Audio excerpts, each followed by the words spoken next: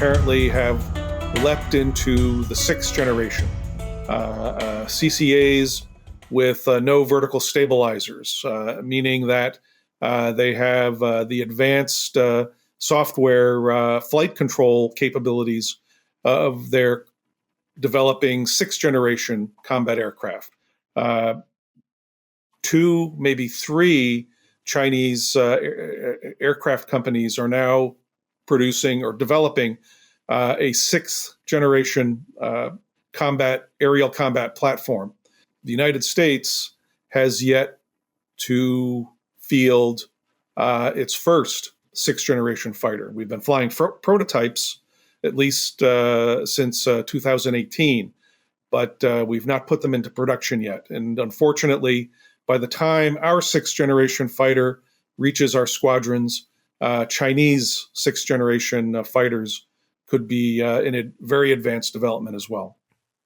So are you saying that China has managed to essentially leapfrog the U.S. in terms of this type of military technology? If that's not scary enough, you also have to consider the nuclear side of it.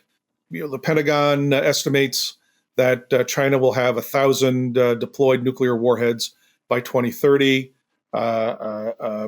This is certainly a plausible estimate, but what we now have to consider is that China's and Russia's nuclear arsenals are operating at some degree of coordination.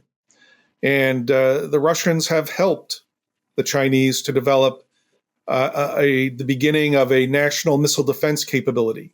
And that was advanced even more in the parade with the revelation of the Chinese HQ-29, which is a missile interceptor and a satellite interceptor, probably as capable as the missile interceptors that we have deployed now in Alaska.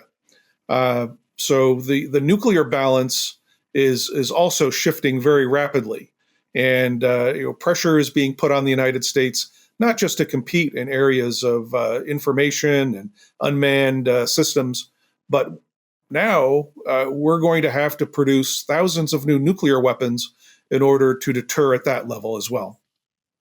So let's say China has, about 600 nuclear weapons right now? Yes. So what's the difference? That's the accepted estimate, yes.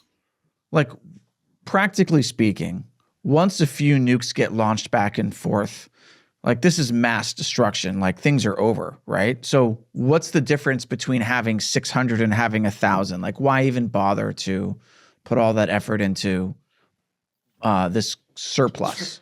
Well, not only that, but my estimate is that by the early 2030s, North Korea could have enough nuclear warheads on missiles to conduct a devastating first strike against the American nuclear arsenal of today.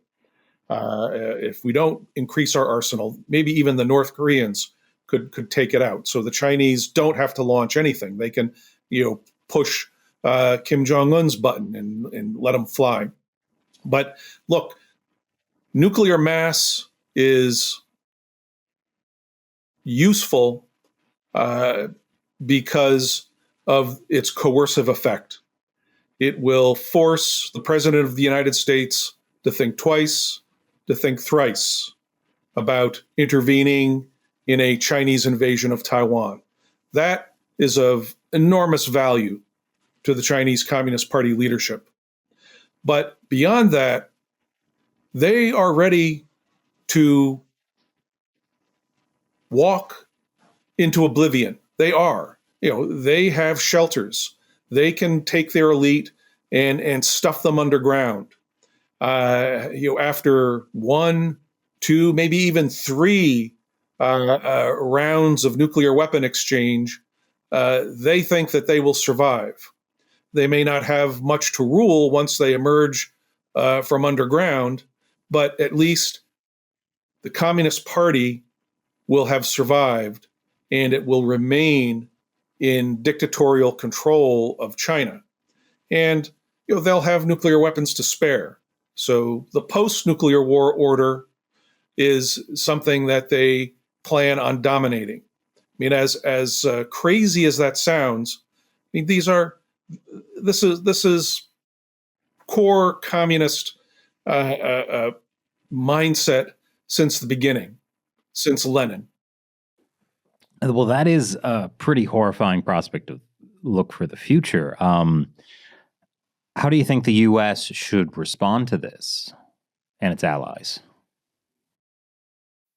Sadly, these are people that only recognize force. They have a goal, which is global hegemony, and they would much rather that we surrender via intimidation and coercion. They'd rather not fight all these wars, but they're ready to do that. They will do that. They will invade Taiwan and inflict horrific casualties on that poor population to destroy that democracy, and hope that the rest of the world will be intimidated, because the message will be clear. What we can do to Taiwan, we can also do to you. And by the mid to late 2030s, they will actually be able to do that. They will be able to transport forces of 100,000 people plus all their equipment to wherever they want to on Earth to go after you, to take you out.